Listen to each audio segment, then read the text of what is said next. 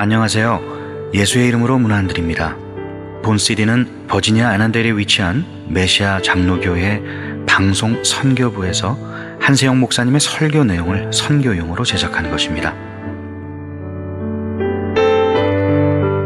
설교를 들으시고 예수 그리스도에 대해 알기를 원하시거나 예수를 믿고 신앙생활 하시기를 원하시는 분은 교회 전화 703-941-4447로 연락해 주시면 성심성의껏 도와드리겠습니다.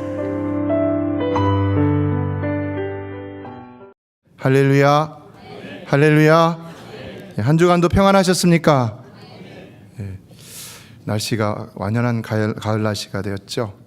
이제 단풍들이 좀 들기 시작하는데 우리 동네는 아직 안 들었는데 어제 효도 관광을 다녀오셨는데 저 위쪽은 조금 들기 시작했다고 합니다. 이번에도 젊은 전도회들이 좋은 식당에서 점심 식사도 대접해 주시고 또 운전도 해 주시고 여러모로 참 수고들 많으셨는데요. 좋으셨죠? 가신 분들 많이 가신 걸로 알고 있는데요. 하나님께서 귀한 우리 모든 전도회들을 축복해 주시고 또 우리 어르신들은 언제나 건강하게 오래오래 사시기를 주의 이름으로 축원합니다. 오늘은 종교개혁에 대해 두 번째로 살펴보도록 하겠습니다. 개혁이란 사실 살아남기 위한 몸부림인 것이죠.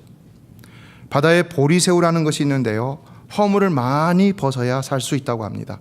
그런데 어릴 때는 껍질이 부드러워서 자주 허물을 벗는데 점점 시간이 지나면서 껍데기가 딱딱해져 가고 그리고 또 허물 벗는 기간이 길어진다는 것입니다. 그러다가 허물이 아주 딱딱해져서 더 이상 허물을 벗지 못하면 그때는 그 보리새우가 그 딱딱한 허물에 갇혀서 죽고 만다는 것입니다. 어떻습니까? 오늘 우리에게도 주는 분명한 교훈이 있는 것이죠. 우리도 우리의 허물이 딱딱해져서 그 허물을 벗지 못하면 죽을 수도 있다는 것입니다.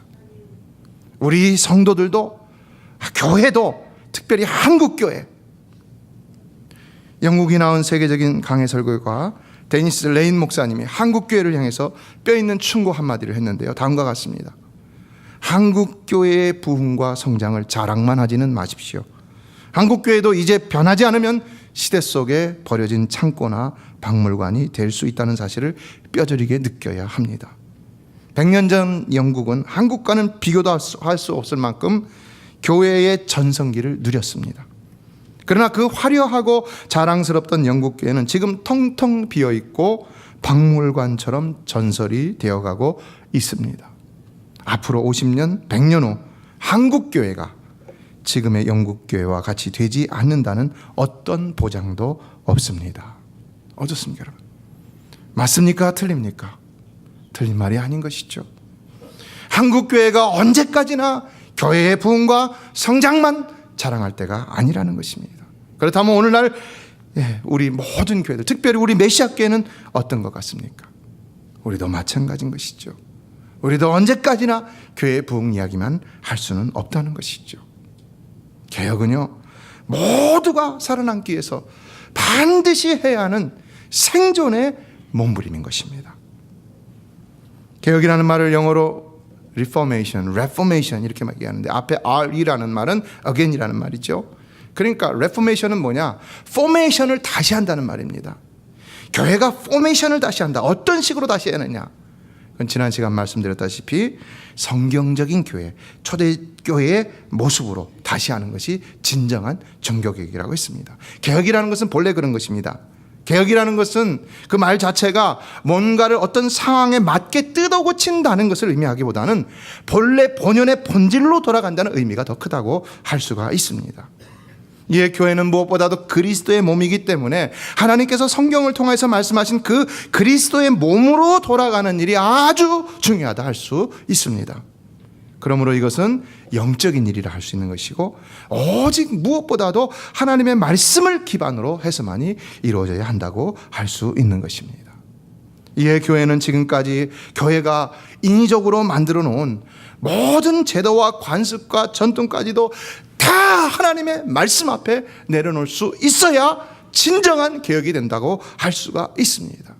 교회의 전통, 교회의 관습, 교회의 제도 다만 순수한 마음으로 겸손히 성령의 역사를 고대하며 말씀대로만 행하려는 아주 파격적인 행보를 보이지 않으면 진정 개혁을 위한 의지가 있다라고 말할 수가 없다는 것입니다. 예, 오늘 본문도 보면은 몇 가지 파격적인 모습을 우리에게 가르쳐주고 있는데요. 첫째, 이 말씀을 통해서 우리가 깨달을 수 있는 것은 교회와 주의 종들은 본래의 위치로 회복되어야 한다는 것입니다. 오늘 본문을 보면은 백부장 고넬료라는 아주 지위가 좀 있는 그 로마군 장교, 정복군 장교입니다. 옛날 우리 시대를 얘기하면은, 우리나라 경우를 얘기하면은 일본군 장교, 일제시대 때 그런 사람이라고 할 수 있죠. 그러니까 얼마나 좀 권세가 있는 사람입니까? 이런 사람이 그 피정복민이며 어부 출신인 이 베드로를 맞아서 그 발 앞에 엎드려서 절하는 장면이 나오는데 아주 충격적이라고 할 수가 있는 것이죠. 어떻게 그 고넬료가 이 베드로 앞에 이렇게 할 수 있었는가? 그것은 그만큼 이 고넬료가 베드로를 존경한다고 할 수가 있는데요. 그것은 베드로가 다른 어떤 인격적인 사람이라서, 혹은 그가 어떤 권세를 가지고 있어서가 아니라 바로 그가 하나님의 사도였기 때문이라는 것을 본문을 보면 분명히 알 수 있습니다. 그만큼 고넬료는 하나님을 경외하는 자였고, 이에 그는 하나님의 종들을 아주 귀하게 여겼다는 것을 알 수가 있는데요. 그런데 26절을 보면 베드로의 반응이 또한 파격적입니다. 같이 한번 읽어보겠습니다. 시작. 베드로가 일으켜 이르되 일어서라, 나도 사람이라 하고. 어떻습니까, 여러분? 베드로는 참 겸손한 것 같죠? 그렇죠? 분명 겸손함이 나타나죠. 그러나 단지 겸손함 뿐일까요? 여기서 볼 수 있는 것은 아니죠. 우리는 먼저 여기서 이 베드로 자신에 대한 인식이 고넬료가 생각하는 그 인식과는 완전히 달랐다는 것을 알 필요가 있습니다. 먼저 고넬료는 베드로를 하나님의 신적 권위를 가진 사람이라고 생각했기 때문에 그를 초청하고 그 앞에 엎드렸다 한다면, 이 베드로는 왜 그런 그 고넬료를 다시 일으켜 세우면서 나도 사람이다, 왜 그랬을까요, 여러분? 그것은 바로 성도는 누구나, 심지어는 그가 사도라 할지라도 하나님 앞에서 다 동등한 사람이라 할 수 있기 때문이라는 것입니다. 이게 진리라는 것입니다. 저나 여러분이나 하나님 앞에서는 다 동등한 사람이라는 것입니다. 모든 인생에 홀로 우뚝 서신 분은 오직 하나님밖에 없는 줄로 믿습니다. 하나님밖에 없는 것입니다. 어떤 교회의 권위도, 어떤 사람의 권위도 하나님 앞에서는 다 동등한 것입니다. 이에 지금 여기서 베드로가 자기 앞에 무릎을 꿇은 고넬료를 일어나라 하면서 나도 사람이라고 했던 그 말은 그가 신적 권위를 사용했다는 말인 것이고, 이에 또한 자신도 하나님 앞에서 그 고넬료와 동등한 사람이라는 사실을 굳이 추지시켜주고 있다고 할 수가 있는 것입니다.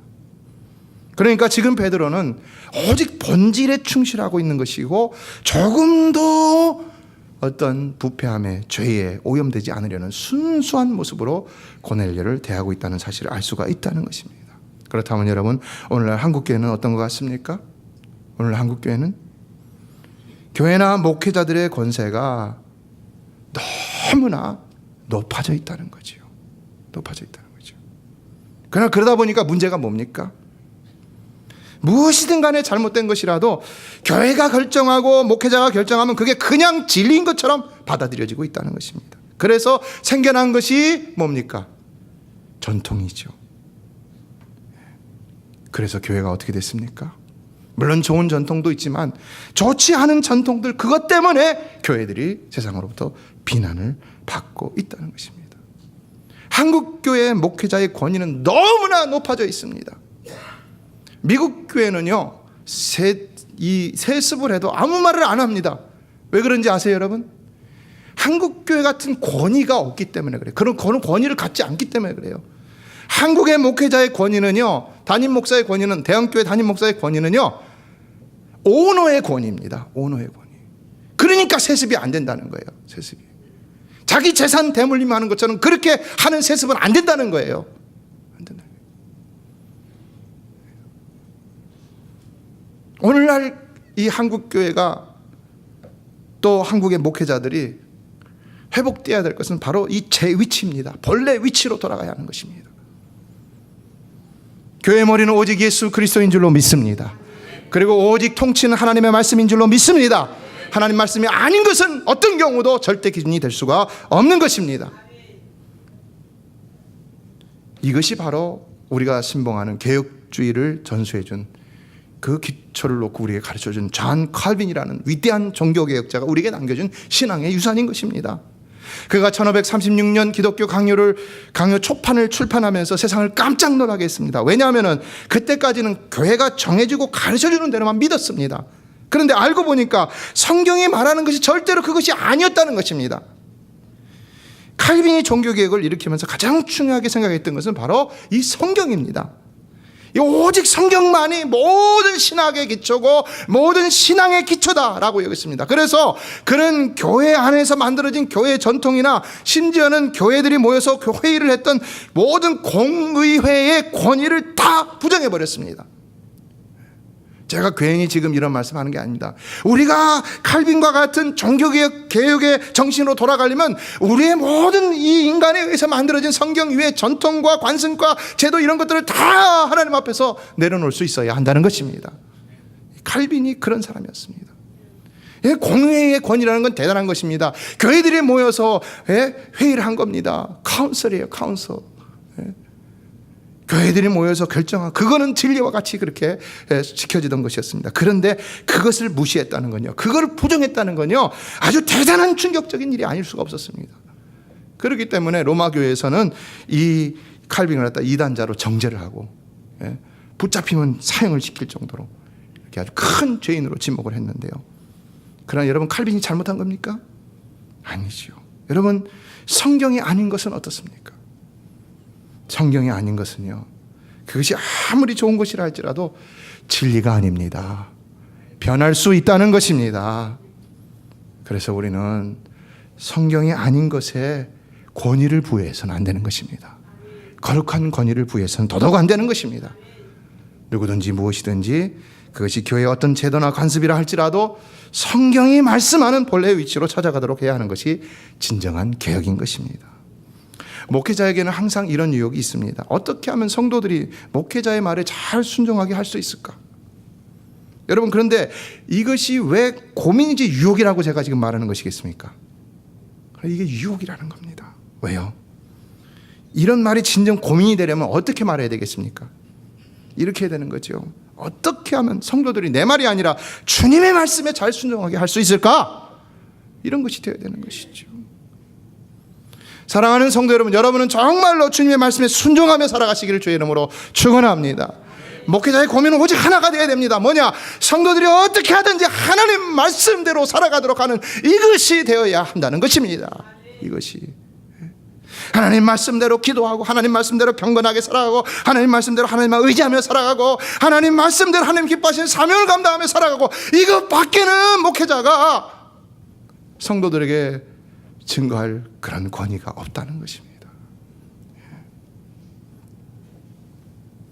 그래서 어떻게 하면 성도들이 목회자의 말에 잘 순종하게 할 수 있을까라는 것은 고민이 아니라 유혹이라는 것입니다. 성도 여러분, 아무리 기준이 힘들고 어렵고 또 여러분의 능력과 형편이 부족하더라도 어쨌든 간에 하나님 말씀인 성경대로 살아가려고 노력하는 여러분 되시기를 주의 이름으로 축원합니다. 이게 성도인 것입니다. 이게 바울바른 교회인 것입니다. 또 이것이 날마다 개혁적인 삶을 사는 것입니다. 우리는 그러므로 먼저 하나님 말씀으로 돌아가야 하는 것입니다. 둘째, 우리 한국교회가 참된 개혁을 하려면요, 다시 하나님 앞에 순전히 서야 한다는 사실입니다. 고람되어 before God, in front of God, 하나님 앞에 진정으로 서야 한다는 것입니다. 이 고람되어의 자세, 고람되어의 신앙이 회복되어야 한다는 것입니다. 오늘날 한국교회는 하나님보다는 사람들 앞에 서는 일이 너무 많은 것 같습니다. 그래서 사람의 눈치를 보고 그러다 보니까 사람들의 말을 듣고 변명하고 비난하고 주장하고 그러다 죄를 짓고, 그러나 오늘 이 본문에 보니까 이 고넬료라는 사람이 나오는데 33절을 보면 어떻게 하고 있습니까? 33절 하반절을 읽어보겠습니다. 시작. 이제 우리는 주께서 당신에게 명하신 모든 것을 듣고자 하여 다 하나님 앞에 있나이다. 어떻습니까? 하나님 앞에 경청하는 자세로 있다는 거죠. 하나님 앞에. 여러분, 오늘도 여러분은 부족한 종의 말을 듣기 위해 나온 것이 아니라 하나님 말씀을 듣고자 나온 줄로 믿습니다. 하나님 앞에 있어야 하는 것입니다. 하나님 앞에. 이게 올바른 예배자의 자세라는 것입니다. 오늘 한세영 목사가 얼마나 설교를 잘하나 한번 들어보자. 오늘 얼마나 재밌는 얘기를 하나 한번 들어보자. 얼마나 은혜스러운 설교를 하나 한번 들어보자. 이게 아니라 하나님의 말씀, 오늘 나를 향한 하나님의 말씀이 무엇인가, 내가 하나님 그걸 듣기 위해 이 자리에 나왔습니다. 하나님 나에게 말씀하여 주시옵소서. 하나님 나로 하나님의 뜻을 깨닫게 하여 주시옵소서. 여러분의 문제에 해답하시는 분은 하나님이신 줄로 믿습니다. 제가 아닙니다. 하나님입니다. 어떤 말이 아닙니다. 하나님입니다. 하나님은 언제나 나와 맨투맨의 관계입니다. 하나님과 나와의 관계, 1대1의 관계입니다. 다만 저는 도구로 사용하는 것이지. 이에 고넬료와 그의 가족들은 이 베드로의 말을 듣기 위해 모인 것이 아니었다는 것입니다. 오직 하나님께서 베드로에게 명하신 그 하나님의 모든 것을 듣고자 하나님 앞에 서 있었다는 것입니다. 그래서 목회자의 권위는요, 말씀의 권위입니다.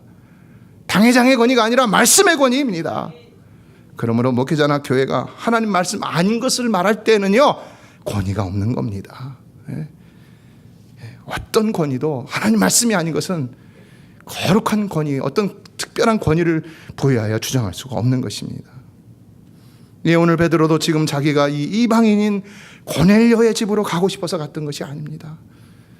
여기 얘기했잖아요. 우리가 읽었잖아요. 분명히 28절에 보면 이르되 유대인으로서 이방인과 교제하며 가까이 하는 것이 위법인 줄을 너희도 알거니와 그랬죠. 유대인들은 이방인들이 지옥의 불쏘시개로 창조되었다 이렇게 보고입니다. 아주 사람 취급도 안 합니다. 그런데도 갔습니다. 왜 갔냐? 하나님이 가라고 명령하셨기 때문에 갔다는 것입니다. 그러니까 베드로 자신은 사실 권위가 없었지만, 그러나 적어도 그가 하나님 말씀을 전달할 때는 권위가 있었다는 것입니다. 그래서 지금도 고넬료는 그들이 분명 베드로 앞에 있었음에도 우리가 다 하나님 앞에 있나이다 라고 말하며 겸손히 그의 말씀을 경청하려는 자세를 취하고 있었다는 것입니다. 이에 오늘날 한국교회나 미국교회들이 하나님 앞에 서기 위해서 회복해야 할 것이 있다면 그것은 강단에서의 하나님 말씀에 순전한 권위라는 사실입니다. 모든 철학을 내려놓고, 모든 인문학을 내려놓고, 모든 심리학과 사회학을 내려놓고, 모든 경험을 내려놓고 오직 하나님의 말씀의 권위를 회복하는 것입니다. 믿습니까? 그런데 오늘날은 이상하게도 이 말씀의 본질이 얼마나 그대로 선포되느냐, 이것보다도 어떻게 하면 이 말씀을 통해서 내 뜻과 목적을 이루느냐, 꿈, 비전 좋죠. 그러나 그것은 하나님의 비전이 되어야 되는 거죠. 사람의 비전이 되어서는 안 되는 거죠. 공동체의 비전이라는 것도 하나님의 비전이 되어야 되는 거죠. 단순한 교회 비전이 돼서는 안 되는 것이죠. 어떻게 하면 또 더 재밌고 흥미롭게 말씀을 전할까? 목회자들이 인기를 얻으려고 해요. 인기를요. 저는 인기를 얻으려고 하는 사람들이나 인기를 얻은 사람들은 다 하나님 앞에 회개해야 된다고 생각합니다. 여러분, 오직 교회 안에서는 하나님만 인기를 얻으셔야 할 줄로 믿습니다. 예수님만 인기를 얻으셔야 할 줄로 믿습니다. 그건 자기가 하나님의 영광을 가로채는 거예요. 목회자는 죽을 각오로 말씀을 전하는 거예요. 뭐 사람에게 인정받고 인기를 얻으려고 말씀을 전합니까, 여러분? 오늘날은 이런 걸 위한 테크닉, 설교의 테크닉이나 이런 방법론에 더 치중하고 있다는 것입니다. 오늘 우리가 읽지는 않았지만은요, 베드로가 이제 드디어 입을 열어서 전하는 하나님 말씀을 집에 가서 한번 읽어보시기 바랍니다. 그가 어떤 설교를 하고 있는가? 그는 오직 하나님의 뜻과 그 말씀 외에는 결코 아무것도 전하지 않았다는 사실입니다. 그럴 때 44절을 보면 어떤 일이 나는가? 같이 읽어볼까요? 44절 시작. 베드로가 이 말을 할 때 성령이 말씀 듣는 모든 사람에게 내려오시니, 할렐루야. 하나님의 말씀만 올바로 선포되면 성령이 반드시 역사하시는 줄로 믿습니다. 하나님의 말씀이 순전하게 역사하면은요, 하나님의 것이니까 하나님의 영이 역사하게 되어 있는 것입니다. 예. 바로 오늘날 교회가 회복해야 할 것이 바로 이 하나님 말씀과 성령의 역사인 것입니다. 이것이 없는 설교는요, 아무리 사람들이 귀를 쫑긋하고 들어도 그 정말로 안고 없는 찐빵입니다.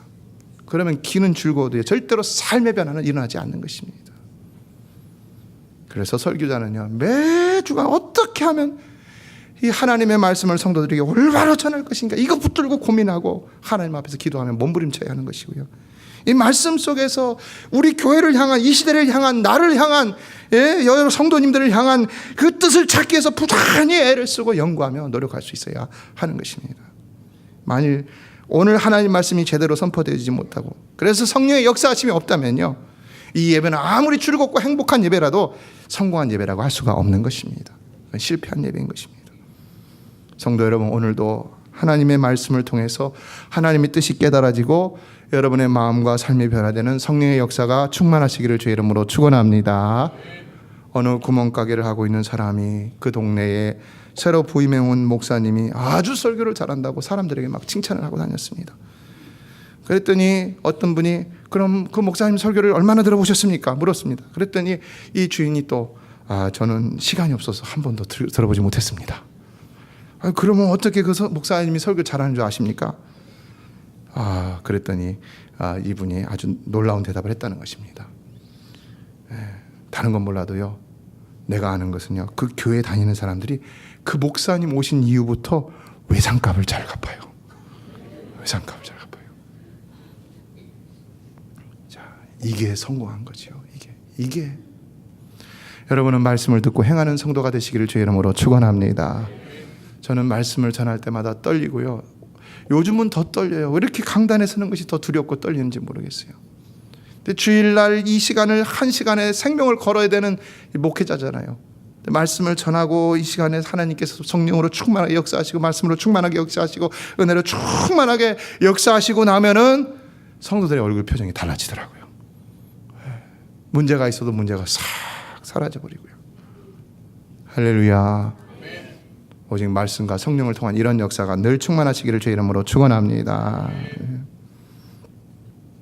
이에 먼저는 베드로와 같이 목회자가 하나님 말씀 앞에 올바로 서야 하는 것이고요, 그래서 그 다음은 성도들이 하나님 앞에 올바로 서야 하는 것입니다. 바로 그 하나님 앞에 서는 이 코람데오의 자세가 회복될 때 교회는 개혁의 소망이 있는 것입니다. 마지막으로 셋째, 우리 한국교회가 참된 개혁을 하려면 사람의 외모를 보지 말아야 한다는 것입니다. 사람의 외모.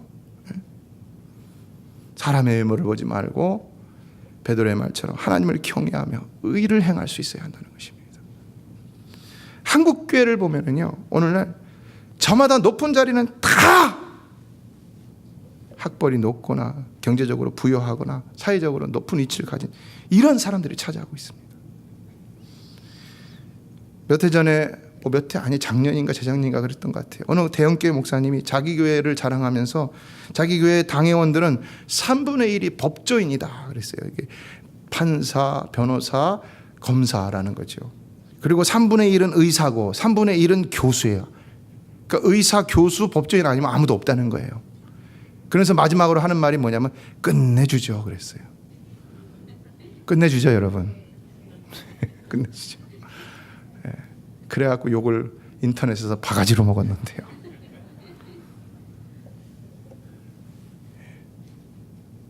조심스럽게 자랑했겠지요. 근데 이게 오늘날 한국교회, 특히 대형교회들의 현실이라는 것입니다. 그러나 그러다 보니까 어떤 문제가 생겨납니까? 국회의원들을 막 비난하는데 나중에 보니까 장로님이에요. 장로님, 대통령이 비난을 받고, 기독교 연예인들이 비난을 받고, 기독교 유명 인사들이 비난을 받고, 하나님 영광 가리우는 거죠. 요즘에 개그맨 조혜련 씨의 간증이 아주 화제가 되고 있는데요. 제가 페이스북에서 그 동영상 나온 거를 봤는데, 김병삼 목사님, 제가 좋아하는 목사님인데 만나교회 설교 한 토막을 갖다가 거기 올린 걸 봤습니다. 제목이 뭐냐, 왜 성경을 읽지 않습니까? 라는 겁니다. 근데 거기에 조혜련 씨의 이야기가 나오는데요. 이분이 예수를 믿은 지가 얼마 안 됐는데 어느 크리스찬 연예인 모임에 나가서 선배들에게 이런 말을 했다는 것입니다. 왜 여러분들은 예수를 믿으면서 성경을 읽지 않습니까?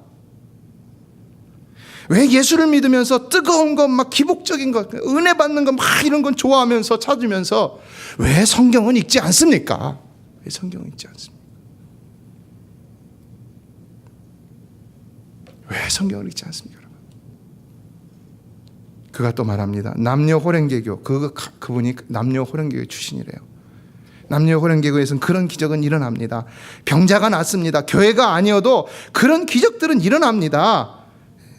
그런데 내가 하나님 말씀을 읽으면서 깨달은 것은 하나님의 말씀이 진리라는 것이고요. 할렐루야. 네. 그 말씀이 이렇게 달고 오묘한데 왜 예수 믿는 여러분들이 말씀을 읽지 않습니까? 이상하다는 거예요. 예배를 드리면 막 눈물 흘렸다고 합니다. 왜 말씀을 읽지 않습니까, 여러분? 왜 성경이 여러분에게 다 주어졌는데 왜 말씀을 읽지 않습니까? 왜 직분을 맡았다고 하면서 왜 말씀을 읽지 않습니까? 왜 성경을 읽지 않습니까?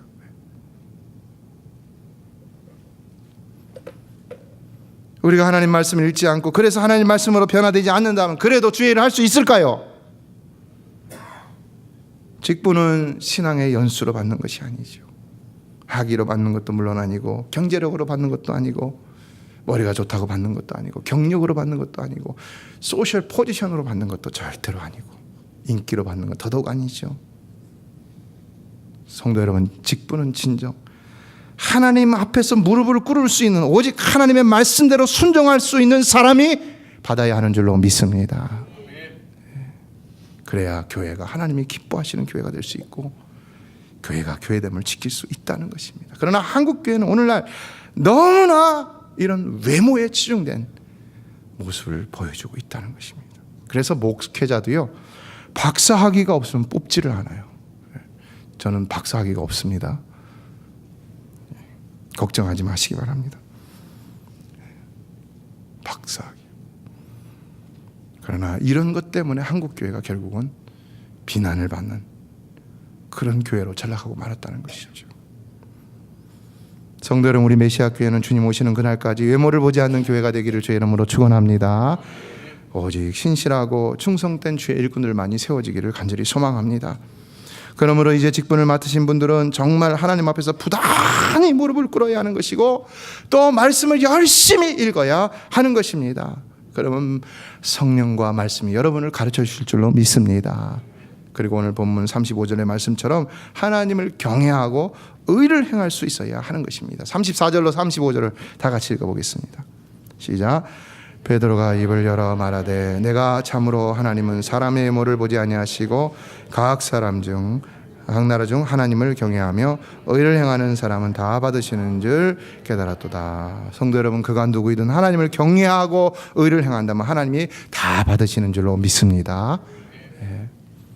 그러나 누가 하나님을 경외하는 자입니까? 고넬료의 모습에서 그는 하나님 앞에 무릎을 꿇는 자라는 것이죠. 경외하니까 무릎을 꿇는 것이죠. 예배 자세는 무릎을 꿇는 자세가 되어야 됩니다. 예배 자세는. 말씀을 듣는 자세는 무릎을 꿇는 자세가 되어야 됩니다. 사람이 아니라 하나님 앞에요. 하나님 앞에. 의를 행하는 자는 누굽니까? 오직 하나님 말씀대로 행하려고 애쓰는 사람. 그가 의를 행하는 자인 것이죠. 그러면 된다는 겁니다. 그럼 하나님께는 it's okay, that's enough. 그걸로 된다는 겁니다. 하나님은 바로 그런 사람을 찾고 계신다는 것입니다. 옛날 평양 산정연교회 유계준 장로님이라는 분이 계셨는데요. 우리 최대성 장로님도 여기 평양 산정연교회 출신이세요. 근데 지금 뭐 100세 가까이 되셨으니까 이 장로님 잘 아실 거라고 생각하는데요. 이 장로님 원래 유명한 깡패였다고 합니다. 평양에 깡패 두멍이었다고 해요. 그래갖고 어느 날은 여러분 잘 아는 이 한국 교회사에 아주 유명한 마패 선교사님이라는 분이 있어요. 이분을 둘러싸고서 좁혀려고 했던 거예요. 그런데 다메섹 도상의 사도 바울과 같은 역사가 유계준 장로님에게 나타나갖고는 하나님의 은혜에 사로잡혀갖고는 그만 거기서 굴복하고 깡패 그룹을 해산시키고 예수를 믿게 됐는데 이제는 정말 하나님을 두려워하는 자가 된 것이죠. 모든 삶을 정리하고 신앙생활만 열심히 하면서 결혼도 했는데 첫 번째 아들을 낳으니까는 아들을 낳았다고 하나님께 감사하면서 또 교회를 하나 건축하고 그리고 벌써 이 주기철 목사님이 사역하던 산정연교회입니다. 조만식 장로님이 계시던 그 산정연교회입니다. 근데 깡패 출신이 45세의 장로님이 됩니다. 대단한 신앙이죠. 그래가지고 이분이 주기철 목사님이 감옥에 신사참배 반대하다 감옥에 들어갔잖아요. 그러니까 그 가족들을 다 돌봐주시고 아주 신앙생활 열심히 했다는 것입니다. 그런데 6.25가 나기 전날 밤에 공산군들한테 끌려간 겁니다. 어떻게 됐을까요, 여러분? 공산군들이 말했겠죠. 너 예수 믿을래 안 믿을래? 뭐라고 얘기했겠습니까, 여러분? 생명이 달린 일입니다. 오늘 여러분에게 누군가 총뿌리를 대고 너 예수 믿을래 안 믿을래 하면 여러분 뭐라고 대답하시겠습니까? 오늘 우리는 결단해야 됩니다. 설령 그때 우리가 연약해서 넘어지는 한이 있더라도 오늘은 우리가 100% 나는 절대로 예수님만 믿겠습니다. 죽더라도 예수님 믿겠습니다. 믿음을 포기하지 않겠습니다. 결단해야 됩니다. 이분이 믿음을 포기하지 않았어요. 그래서 대동강에서 순교를 당했다는 것입니다. 왜 믿음을 포기하지 않았을까요? 그는 사람보다 하나님을 더 두려워했기 때문인 것이죠. 여러분, 하나님을 더 두려워하는 성도가 되시기를 주의 이름으로 축원합니다. 하나님을 더 두려워해야 됩니다. 칼빈은 하나님을 더 두려워했기 때문에 오직 하나님 말씀으로 종교개혁을 일으킨 것입니다. 칼빈은 루터보다 더 파격적인 종교개혁을 일으켰습니다.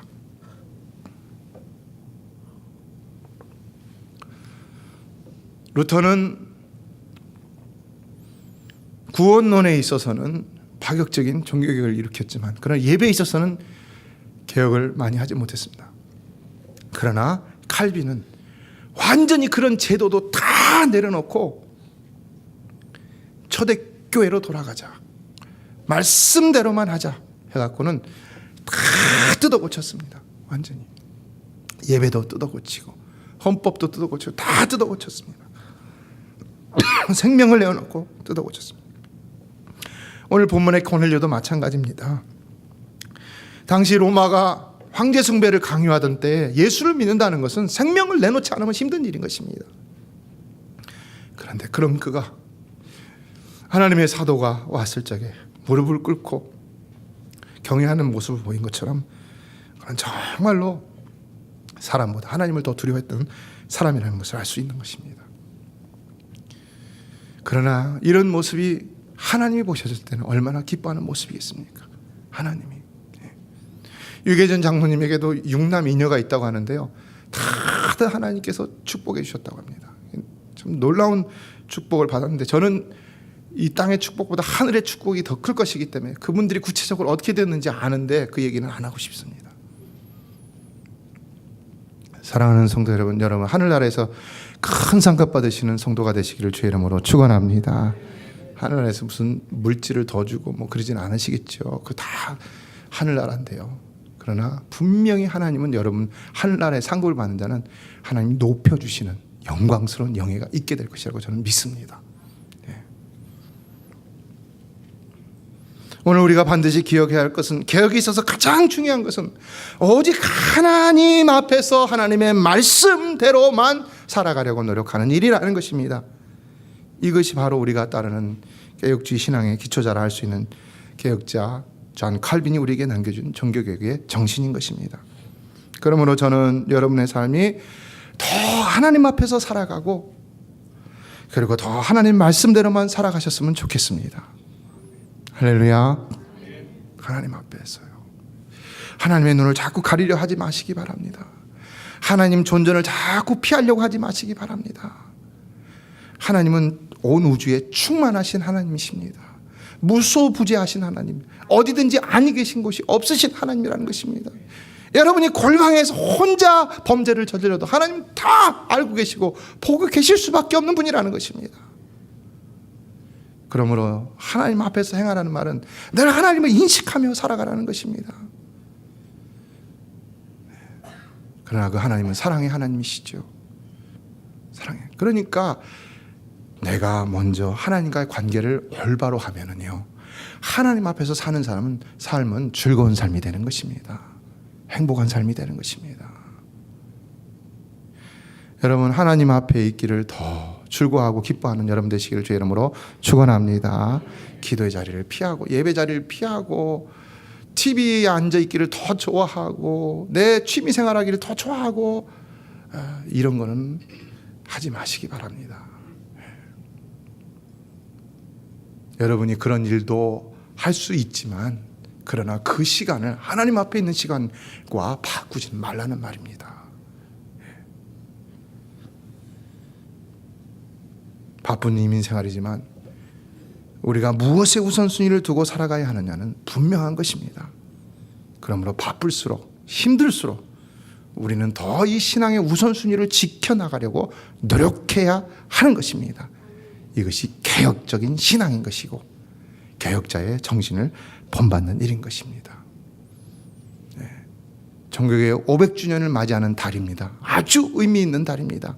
500년 만에 한 번 오는 이 10월 달, 10월 31일이 마틴 루터가 1517년 비텐베르크 성당에 95개조 방문을 붙여갖고 종교개혁을 일으켰던 그 해인데 우리 교회가 그냥 지나갈 수는 없죠. 오늘 이 말씀이 강력하게 선포된 것은 하나님의 뜻이라고 믿습니다. 여러분 꼭 마음에 새기셔서 하나님을 늘 경외하셔서 하나님 앞에 살아가시고 말씀대로 살아가시는 여러분 되시기를 주의 이름으로 축원합니다. 그것이 여러분의 삶의 문제를 풀어낼 수 있는 해결책인 것이고 여러분이 남겨줄 수 있는 가장 큰 신앙의 유산, 가장 큰 축복의 유산이 될 줄로 믿습니다. 메시아 장로교회는 아난데일 236 리틀 리버 턴파이크 선상에 있으며 디자인 안경과 알라딘 서점 옆에 있습니다. 주소는 4313번 마크햄 스트리트, 애난데일, 버지니아 22003입니다. 성경은 주 예수를 믿어라. 그리하면 너와 내 집이 구원을 얻으리라 하셨습니다. 이 CD를 들으시는 분께서 예수를 믿지 않으셨다면 꼭 예수를 믿고 죄악된 세상에서 구원을 받을 수 있도록 기도하겠습니다.